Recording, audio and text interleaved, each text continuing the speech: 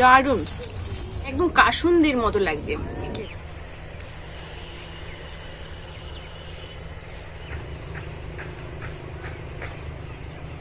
সর্ষের ফুল, আজ আমি এই সর্ষের ফুল তুলতে এসছি। আর সর্ষের ফুলগুলো সব তুলবো, যতটা পারি তুলবো।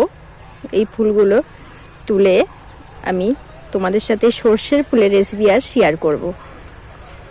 কত সুন্দর দেখো বন্ধুরা, ফুলগুলো একদম মাঠ ভর্তি, কত সুন্দর দেখতে লাগছে বন্ধুরা।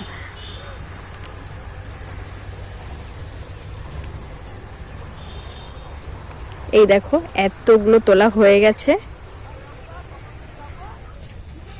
বন্ধুরা।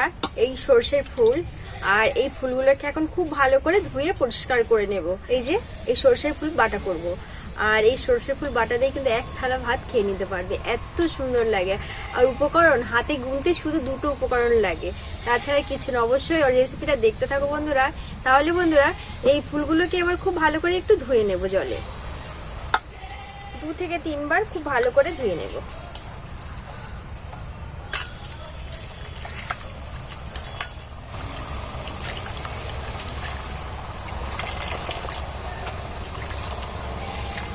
জলটাকে একটু চিবিয়ে চিবিয়ে নেব।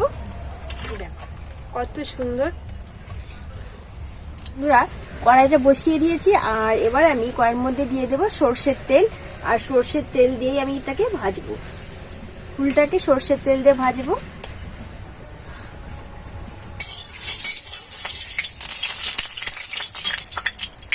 এবার ফুলটা দিয়ে দেবো।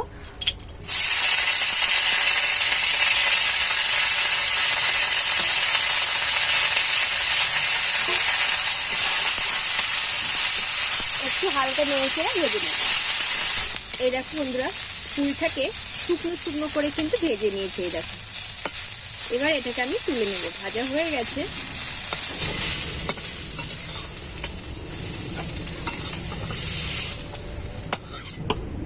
একটু ঠান্ডা হলে বাকি কাজটা করব।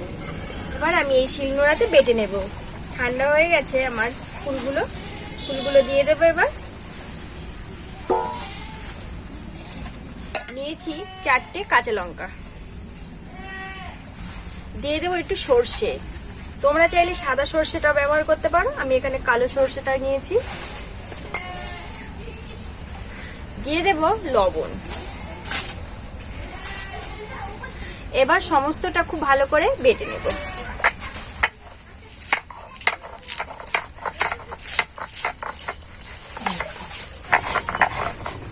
সমস্তটা বাটা হয়ে গেছে, এবার আমি তুলে নেব।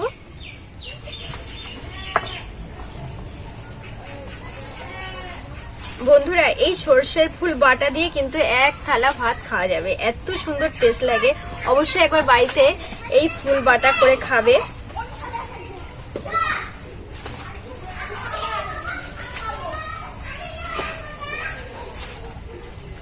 এখন এর মধ্যে একটু সর্ষের তেল দিয়ে দেবো, কাঁচা সর্ষের তেল।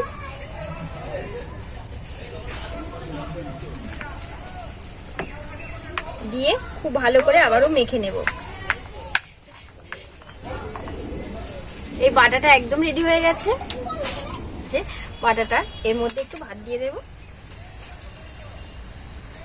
আর এটা খেলে কিন্তু আরো টেস্ট বেশি লাগে, দারুণ।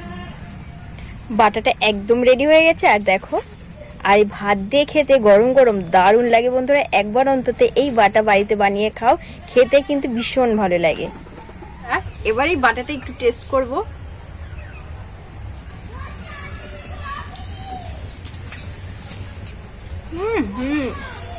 দারুণ, এত সুন্দর না।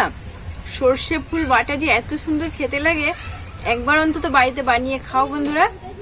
এই শীতের সিজনে খুব সুন্দর লাগে, খুব সুন্দর। আর গরম ভাতে তো একদম অতুলনীয়, ভীষণ ভালো।